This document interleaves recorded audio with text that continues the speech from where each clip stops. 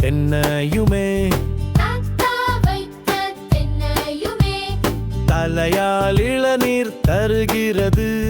தலையால் இளநீர் தருகிறது. பாட்டி வைத்த கொய்யாவும் பாட்டி வைத்த கொய்யாவும் பழங்கள் நிறைய கொடுக்கிறது. பழங்கள் நிறைய கொடுக்கிறது.